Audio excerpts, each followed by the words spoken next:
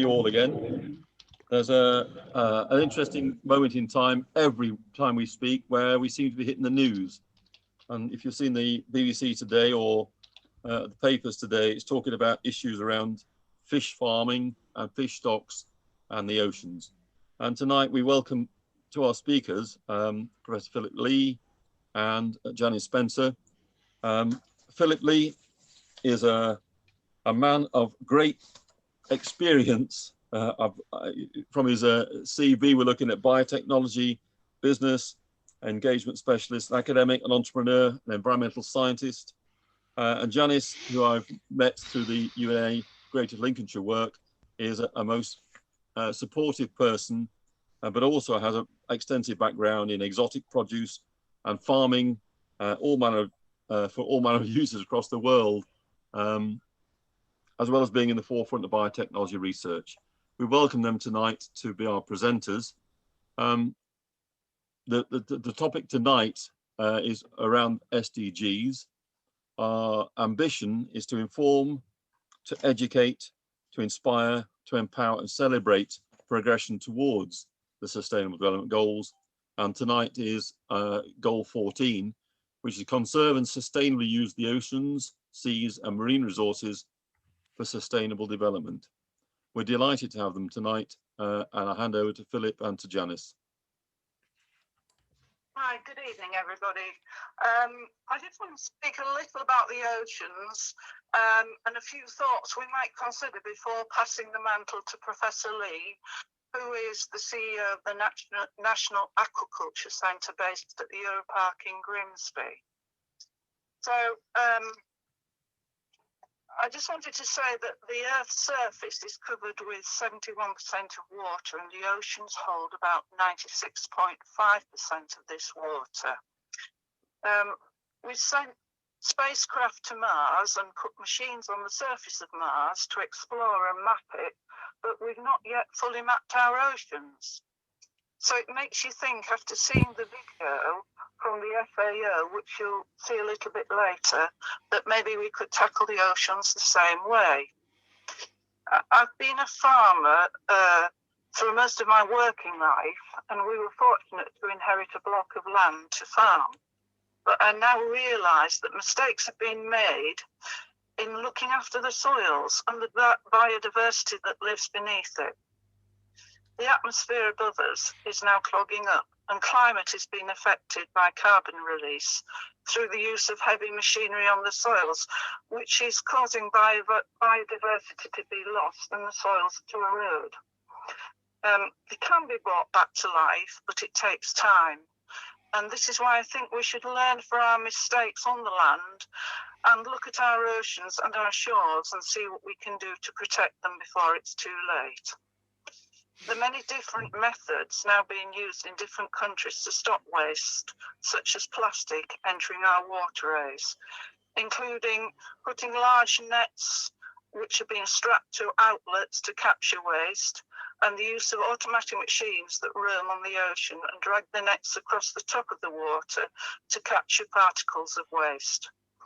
And you can often see groups of people collecting waste by the beach, on the beaches. So we're all obviously trying to do our bit.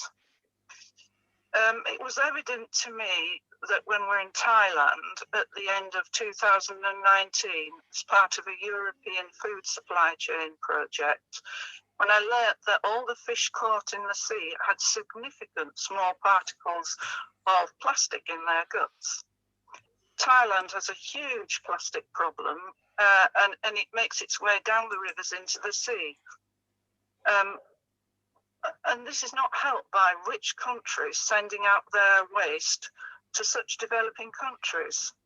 We're simply exporting our own problems to add to their growing waste concern of other countries. At present, the oceans are being overfished, and this is causing a bad ecological effect.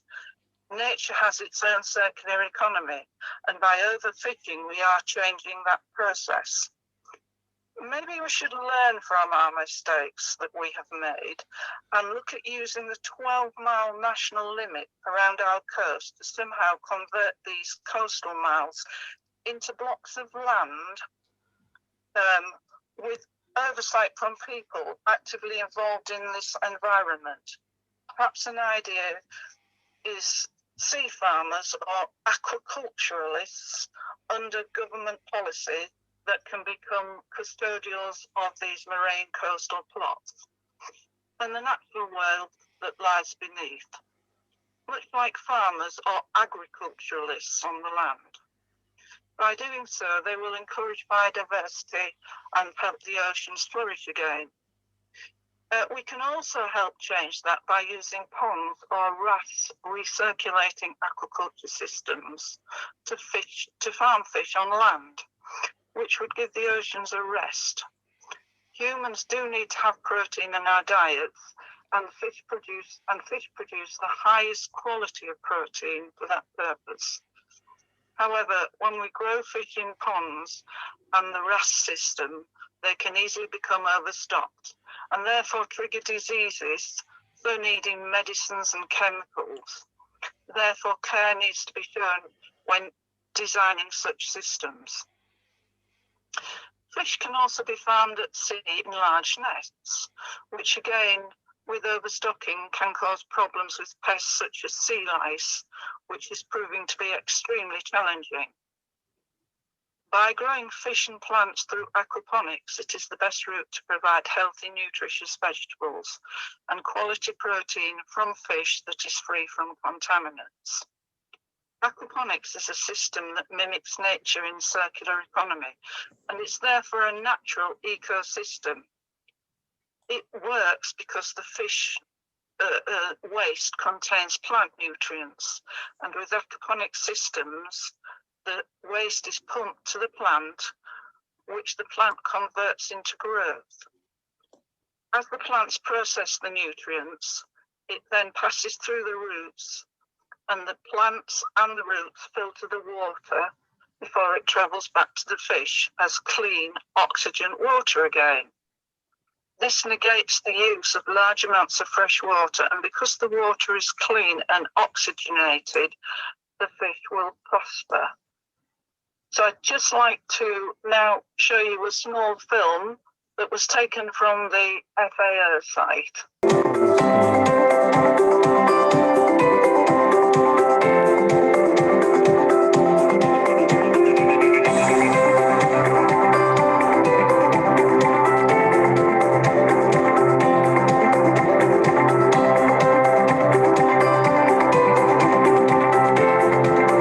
Thank you, Janice, for setting the scene there, and I think that video just helped add value to what the words of Janice there.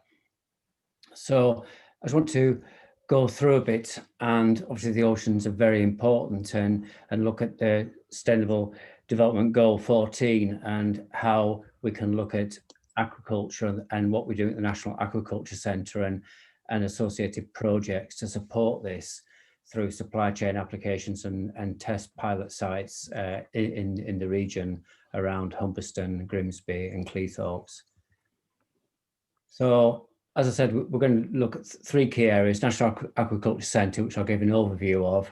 We've got Aquatrainer and Aquatainer. I'm going to focus on Aquatainer, and Janice will talk about Aquatrainer, and then she'll also come in at the end and talk a bit about Humberston Community Energy Centre.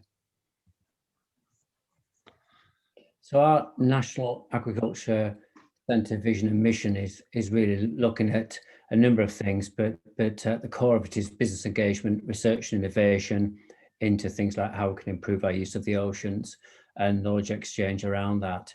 So we are building sustainable commercial partnerships locally here on the Humber, the wider UK, across the EU and globally into Africa.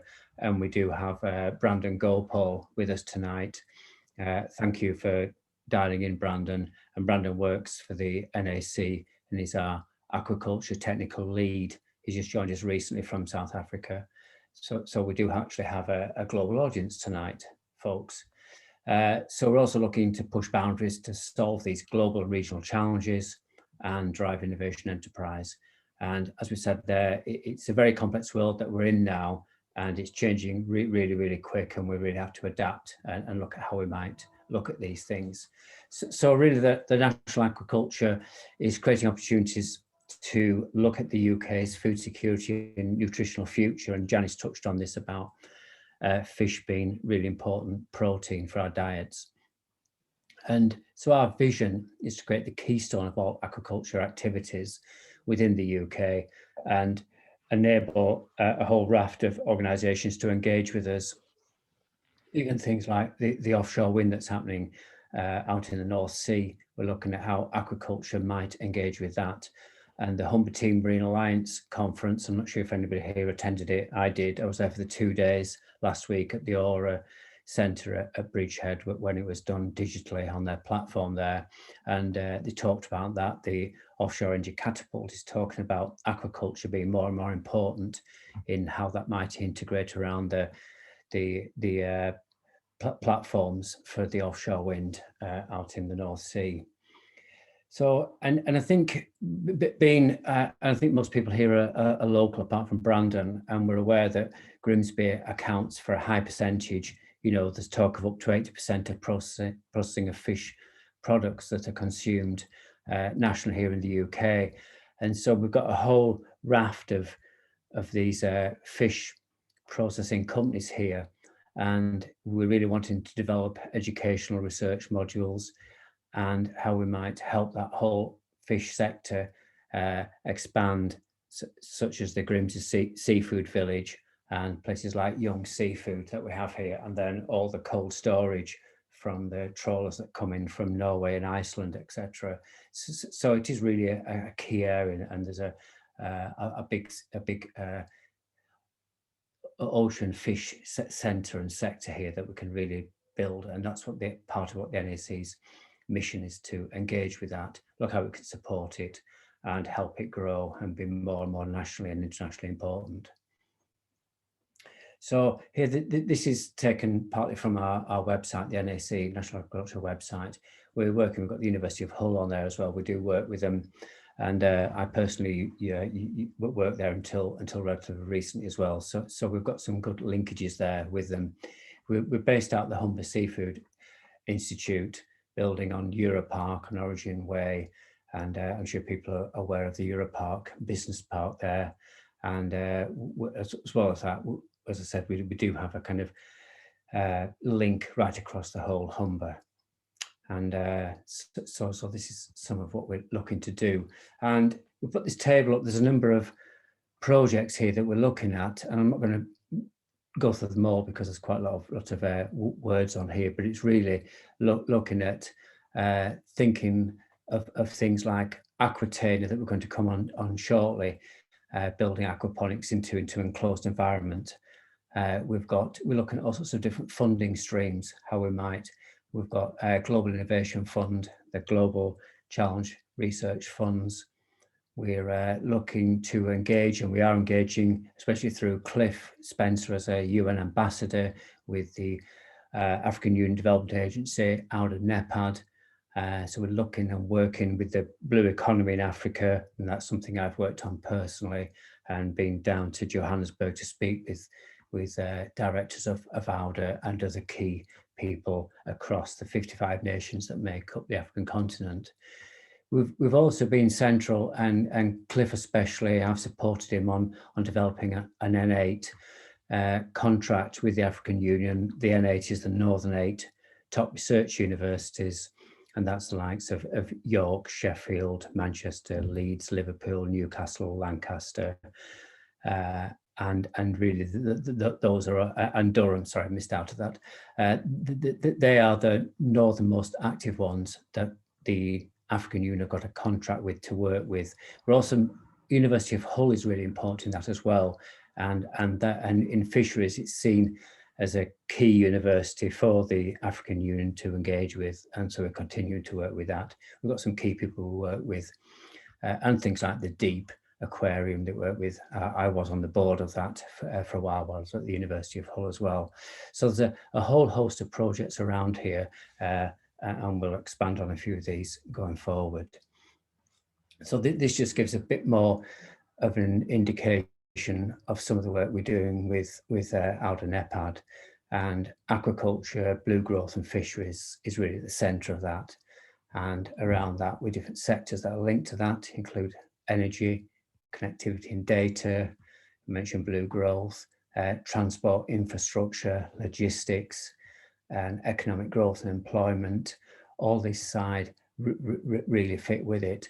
And then down either side, we've got a whole number of other entities that we're working with and sectors we're linking into. But part of it is the aim is to develop Centre of Excellences in aquaculture that link between the UK and Africa. And we're effectively, as it said there as well, linking a roadmap to a better Africa. So really engaging with that. This image now is slightly out of date, but it does give an image. It does or gives an indication of the extent of all the offshore wind farms that are going on around the UK, and especially in the North Sea off the Humber. And I've already mentioned the recent conference, but which is added to this, and that upward graph that's almost exponential is going to grow towards 2030, when we do get up to and over 30 gigawatts in offshore wind generation. And I said there's an opportunity, because all these energy types of devices, fishing boats, freight, it's all got to work with the fishing industry. And how will that work going forward? And when you couple that with the likes of Brexit and how that's all working, we've got to say, well, where does it all fit? And again, Janice talked about sustainable seas in her introductory piece. And that again is really important. And do we limit people to, as she suggested, the 12 nautical mile limit?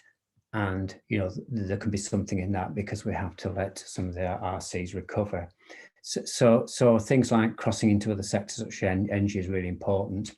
Other areas, and this is something I've also been working on, is looking at the Irish Sea as an environmental scientific observatory, and this is looking in the Irish Sea is quite a small sea in a way. It is actually open at either end, but because it's narrower above the Isle of Man between Scotland and Northern Ireland, you get what we call an ocean gyre operating around the Isle of Man, which creates a strong current. And that's really open for things like offshore, or rather in-sea energy devices. So we've got a lot of estuaries, so we can look at things like tidal lagoons and estuary lagoons and tidal energy devices in that sector. And then there's quite a big tidal range right across the UK, especially on the west coast, which is really, and so all those arrows are pointing into where you can put in a whole host of monitoring devices and really get to know the ocean and measure the current, measure the salinity, measure the nutrient flow, measure the currents, and all these things. And there's things like Dublin Smart Bay, Liverpool Smart Bay, there's SAMS, the Scottish Association of Marine Sciences, and all these entities are working together to say, can we monitor and develop a model to better manage this area of sea, and then can we take that into bigger regions like the North Sea, and then bigger oceans and areas around the world, and learning. So these are all areas that ultimately fit back to sustainable seas and better fisheries, etc. And another area we're looking at really is things like the circular and bioeconomy, and these again are really important for sustainable use, both from on-land use of resources and in the sea, and where things like plastics may end up. And sadly, we'll be hearing too much about where they're ending up in our oceans and into our fish and into our food supply. So things like, we've looked at here, biomass logistics with all the different forms of transport, road, rail, sea, seaport transport, things like chemical engineering. And we engage with our universities. We talked about the N8 group, but also University of Hull's very strong in this as well.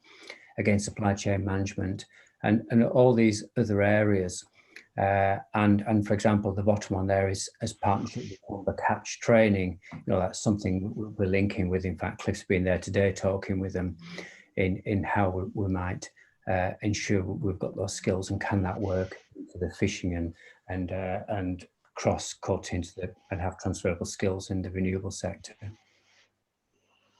So coming back to the NAC, we're really looking at this study and rolling out of the entire value chain of fish and shellfish farming, from the breeding start to the physical production techniques, right through to transport and marketing of them. And I think it's really important. And I think that marketing, because we're historically not huge fish eaters in the UK, it's surprising when we're in an island. And I think it's something that we can improve on, and especially again on the back of Brexit and some of the challenges of exporting live fish to Europe. There may be some opportunities there, and in fact I think there are. And so the fish and shellfish chain, value chain, is there's 5 principal categories, which include biology and genetics, and the nutrition and husbandry of it, all the production systems, and then the processing, which we've mentioned, and that's something that we're very strong on, and then the product design and preparation, and then, as we said, marketing, and then actually people consuming it and making it a regular part of their diet. So it's really about integrating all the above into the value chain for fish, and that's where we have to look at research, innovation, educational programs to fit with that, to make sure we can get that message across. And so moving on to aquaponics, because that's an area that the NAC and the Global Biotechnology Transfer Foundation is focusing on and specializing on. And so it basically mimics a natural ecosystem through a relationship between water and aquatic life, bacteria that live in the water, the nutrient quality and dynamics and what's in there, along with the plants that grow together in a whole range of waterways, wherever you are in the world. And that can be both freshwater and seawater. And as in nature, it harnesses the power here of biointegrating these individual components. As I said in the last slide, it's that integration of things, and it exchanges the waste products and the fish as a food for the bacteria, and these can be converted into an ideal fertilizer for the plants, which then circulate back into the water for the fish in a safe form for them to consume. And it does this, and Mother Nature does this naturally. We're trying to mimic it. And I've just got a sort of cartoon here of how that process might work. And there's steps 1 through to 6, from feeding the fish and having in a tank, and a pump that removes a waste and cycles the water onwards. And this step 3, the beneficial bacteria converts ammonium nitrates to nitrates, and the plants then remove the nitrate, which is a plant food, from the water. The clean water in step 5 then drains from the grow beds to the sink, and effectively the pump returns the clean water, and so it goes on. So it's like it is effectively a circular economy in that sense. So moving on to what we want to do. So we're taking that process and we want to put it into effectively an indoor growth chamber or microclimate. And we're looking here at using a standard shipping container. So that's either a 20-foot one or a 40-foot one. And we're looking to design that so that we can integrate, as we've shown in the diagrams here, as a modular system that we can scale up. We can plug systems together inside where we can have gravity and pump fed water. We can have LED lights. We can adjust the lighting with photonics. We can adjust the power system, and we're going to make it very technical so that we can control it from a laptop or an app on a phone from anywhere in the world, as long as you've got a connection and a link. And then we're looking to develop these that we can take around to developing countries, but they can also be used in and around the the UK in certain sites, and Janice is going to talk about where we might do that locally very shortly. So again, it's this controlled environment that can be transported, but it's also going to have a remote and mobile power supply. It can be connected to the mains, but we're also going to create a renewable power system using the likes of solar. We're also looking at the potential of hydrogen, battery storage, and other means of powering that, depending on what is available locally in the situ it's going into. And so, as we said, it's a kind of integrated system. And we're also going to look at in the potential places like in Africa, where we may use some medicinal plants that are naturally grown there and used, and are to places like Africa and developing countries such as Southeast Asia, and that are high value plants to them. So you can grow greens and things like that, but you can also salad greens, but you can also grow other plants for emerging societies that really help them. We are linking with Grow Africa and out in EPAD to Sierra Leone in particular, and the Seychelles, but we're focusing on Sierra Leone in the first instance, and we're taking some what we're calling our aqua trainer units to those countries for them to start learning on, and students start learning on what happens, how does a aquaculture system work, and how could they sort of champion these, start learning about them, and when they get units, they can actually operate them and start learning on them, and we'd even like them to be able to manufacture them ultimately in those countries and develop systems for them to do that. So in this, we're developing within both Aqua Trainer and Aquatainer various work packages with different programs. We're working with some of the local, our northern universities, particularly with the University of Liverpool at the moment. We're integrating with Lancaster and Durham as well, and to a lesser extent Hull on some of this. And we've got a container company called Ace Containers in Leeds, who are providing the containers for this. And we've got a supply chain that we're developing to make sure we can develop this and build this in more detail. I've mentioned the 15-acre site at Grimsby that Janice is going to talk about very shortly, so I'll not say any more about that. That's basically where we are with those. So there's a whole list of specifications here, which I'm not going to go through, but basically to say it's LED lights, it's not natural oxygenating system. We're trying to use low energy pumps and lights and systems. Electronic monitors and advanced sensors are included, battery storage and electricity grid where we need it. And we, as I said, we're developing supplementary power supplies that can fit and integrate into the shipping containers. So in that, I'm now going to pass back to Janice to talk about Aqua Trainer and the educational approach.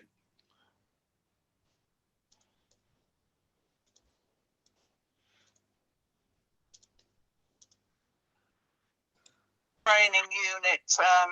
Basically, we can sit it on a desktop.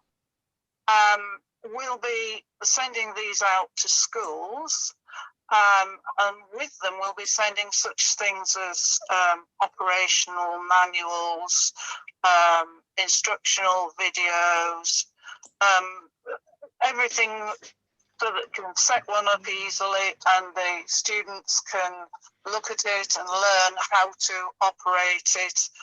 And there will be controls on it so that they can move the system, particularly the lighting up and down, to see how the plants grow, check water qualities, and we will be linking with the schools so that we can get the feedback from them. We might even have an Aqua Trainer hub and create a learning block. We'll probably send out such things as leaflets and things, little books to show them what to do. We've had great feedback from universities who are already supporting us in this area, and they're keen to develop the academic model. We think this will be a great learning activity for African students, and we're looking forward to working with them. So that's basically all I've got to say on the aqua trainer, except that I can't wait to get one shipped out and working. So I just want to move on and say that we have an eco site which is based at Humberson. It's a 15-acre off-grid site, and this will showcase a lot of the innovative technologies that we're developing. It's a community site where families can come and have fun and see and experience these new technologies. On the site, we'll put a containerized aquaponics unit, which will provide fish and fresh vegetables for the community, and we'll grow the things like herbs and maybe even medicinal plants. The eco site will also be the first place to receive an aqua trainer, which will just show the children how to operate an aquaponics unit, and it will be a learning exercise for them all to use and to view. So I think that with that, we'd like to close our presentation, and from Phil and I'd like to say thank you to everybody for listening. Thank you, Janice. Yeah, thank you, Janice, and thank you very much to all. And that we'll finish the presentation there. Thank you. Just Clive, I've been monitoring the chat function while we get on, and we haven't actually got any received questions on chat. So if you're happy to offer it out to participants generally, if anyone just wants to give a wave, I'll try and manage that on screen. Hi, it's Russ Burton here. Hi, Russell. Hi. Phil, that's interesting. I through my career, I've done a lot of work in wastewater treatment works, and I spent a lot of time on the northwest coast of Canada, in a place called Seashelt, which is on the Sunshine Coast. And they've adopted aquaponics in the wastewater treatment work. So they've got a greenhouse that basically manages the wastewater through the process, and they've got a variety of vegetables and plants growing into the wastewater stream to clean the water up, and the water actually comes out cleaner than the water that's actually in the river that they're discharging to. And I just wondered if you're aware of that operation and whether that was of any relevance to what you're doing. No, thank you for that, Russell. That's really interesting, and I can see the value in that. We have come across odd elements of this, but I've certainly never heard of that one, and I would welcome any links or there's some good videos on the YouTube. So I'll send Clive the link details, and by all means have a look at it. It's a great little site. Yeah. We'd welcome that, and I think it is a great idea, and it's an example of how we can use aquaponics and these kind of systems as naturally, and largely we ignore it. And I think it's time we did more of this kind of systems integration of these natural systems and utilize it when we've got water flow units. It's relatively straightforward to integrate that into something like a wastewater treatment plant. And I think it's something we would look into, and there might even be value in looking at building a demonstration site or linking something around Grimsby and Humber. Let's explore that more. So I'm really pleased you've mentioned it, Russell. Thank you. Good. Can I just ask a question about fish stocks? We mentioned it before, and then it was something that Janice mentioned also. To what extent are the wind turbine areas on the North Sea impacting on fish stocks? Is it a good news story or not a good news story? It's a bit of both, really, Clive, because when there's nothing in a sea area, it can be quite barren, the seabed. So you don't necessarily get fish stocks stopping. They won't hang about because they almost like something to congregate around because they feel safe. And they do this around oil wells and offshore oil and gas installations. You'll get shoals of fish congregating around that because they almost see it as something they can hide away from bigger fish or predators or that kind of thing. And so while it can bring them to a region, it's also challenging because the fishing, the trawlers can't just open the nets up and go through there because of the everything that's in the way. Even though they're quite wide apart, there are shipping lanes through some of them, but they've got to be for clear passage of ships moving, not actually trawling. So that's why we've got to think about innovative ways of how do we interact with the fish stocks that gather around there. But it can also give them a chance to recover and grow, and as Janice was saying, resustain themselves, and then they swim off to other areas where they can be caught. But obviously we don't want everything. So I think it's but both good and bad, and we've got to work out what's the best way of doing it, and that's what the offshore energy catapult and the offshore wind industry are looking at. How can they interact with, and that's what it brings, a multidisciplinary approach to how we best look at that, and obviously the fisheries people. Okay. Just one from myself, Phil. In terms of the aquitainer, has there been any estimate as to how many people each unit can sustain in terms of the polymer produce?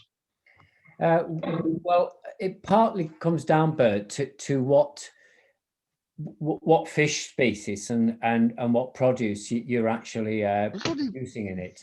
So it's obviously only a certain physical size, so it's not going to keep a city going. Yeah. And so it has got its limitations. But and then crops need a time to grow, but do grow quite quickly, and that depends on the temperature, humidity, lighting levels, and all the rest of it, and the actual crop themselves. To how Phil, could I add something to that? I don't know if you can hear me. My screen's playing up terribly. Yes. Can you hear? Mark? Yeah, I was going to say it's a really, really important question, Bert, because as an organisation, we've got an ideal opportunity to use the Humberston site as a guinea pig. One of the benefits of the site is that we're really not focused on profit or huge amounts of end product. It's about testing the waste to energy process, part of the circular economy. So myself, Cliff and Philip and the team are working really, really quite hard with Liverpool University and with Hull, so that it won't be us that's gauging how the community processes. It will be done independently. So rather than estimates that come from a book, in terms of size equals temperature times equals, and this massive algorithm that comes up with equals 10 plants per day, per week, per whatever, we are actually using the site in a hands-on approach, so that the students and the scientists who are going to be involved will see how many community members are involved, will then look at the data in real terms as to what comes out of these units, which then we hope to attract other regions in the UK and also our international counterparts in other communities, so they can see real life evidence.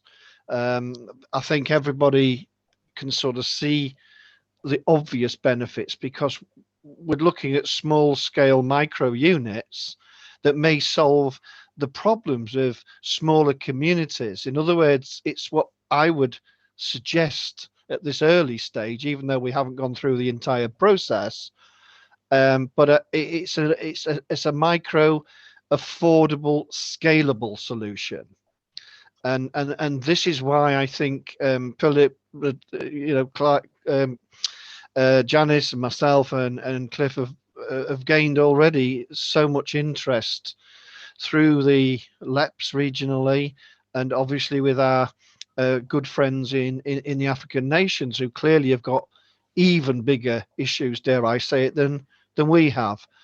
And of course, Aquitaina, the small scale unit is really about demonstrating at a younger level to get people biting in, to understand the principles of it. And I just think it's a fantastic opportunity for the process, using natural fish of whatever country it happens to be located in.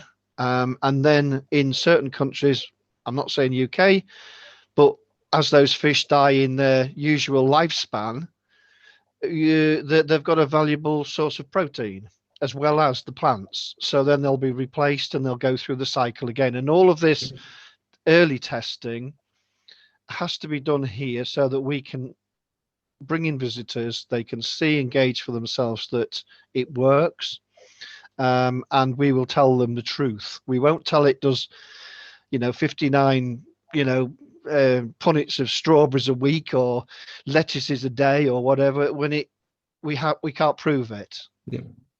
I hope that helps a little bit. Phil's more technical than me, but I'm a simplistic thing. Let's just get the community involved. Yeah, thank you, Mark. And I think what we're going to do with, as Mark said, with different scientists and universities and technicians, is we're looking to optimize and test what plants and fish can work, and we'll be testing with different lighting scenarios and temperatures and the rest of it to just see what does work best in certain indoor climatic environments, and then can we replicate that, but also what is the market demanding. And that's where I mentioned the medicinal plants in the likes of Africa, because they're of higher value. And that's when the modular size and the 40-foot container obviously can produce more than the 20-foot one. You connect 2 or 3 together and you've got a bigger size unit. And if a community, for example, really takes it on board and wants to grow bigger, there is the opportunity to take the learning from that and expand it into even into a building. Yeah. So it can be scaled up, as Mark mentioned as well. It can be scaled up outside of that then, but it's really getting the learning from it and ensuring that aquaponics becomes more mainstream. I think one of the things, Phil, that again, I think we will be able to demonstrate at the Humberston site, and we are well aware of, is the social benefits. With a community-led approach, we can create a more resilient, economically independent community, reducing the carbon footprint clearly through transport. So there's a number of real benefits, and we mustn't forget the fact that it will be something that we develop skills for a whole raft of different people. And right now, I think society is looking for the community to come up with sort of solutions that are going to solve some of these problems of food, of people meeting together, working together, skills development, and creating a community that's really in charge of its own resource. So these are key factors that we haven't got prices on yet, but we're hoping through all of our researchers and university graduates to actually put some value on that. Not that we're trying to use that as a tool to sell units more expensively, but to at least provide that evidence that we've engaged with 20 young people. We've got all these people now are interacting that never used to talk to each other. We're creating a community that's feeling healthier. So health and well-being, as daft as it sounds, to me is a key ingredient that we mustn't forget. Okay, lovely. Thank you for that. I don't have any further questions. So in the absence of anyone flagging that up to me, I'd propose to hand back to Clive. Thank you so much, everybody that's joined us tonight. Small but powerful. I think the two things I'm going to say on this one is really that I can't wait to have one in my garden, because I've got a garden here, and I think, well, how you can have chickens in your garden, how can you have fish in your garden that's doing a multiple set of things for you. And if they look beautiful as well, it's all a part of the natural habitat. Just to say, in terms of the other aspects of our here we are, our program, we hope that if we can get the My World, Our World agenda out there, which is about people of all our age, or looking at the screen, working with younger people to address these 2030 goals, it would be helpful. There's more on our website about that. And the other thing is to remember that we do this monthly on the basis that we have a discussion, we learn something new. And obviously Philip's learnt, again, from our exchanges today from Russell. So in learning something new, we can take it forward and move the next step. And that's the same for everybody that might see this down the line. Brandon, I haven't heard from you, but I hope that your work is going well abroad, and that the beneficiaries or the benefits of this thinking and ideas will be shared widely. Our next session in May, again, focus on biodiversity, and we'll be talking about that and sending out invitations to that very soon. So once again, thank you for all that's taking part tonight. And to Bert, a final thank you, I think.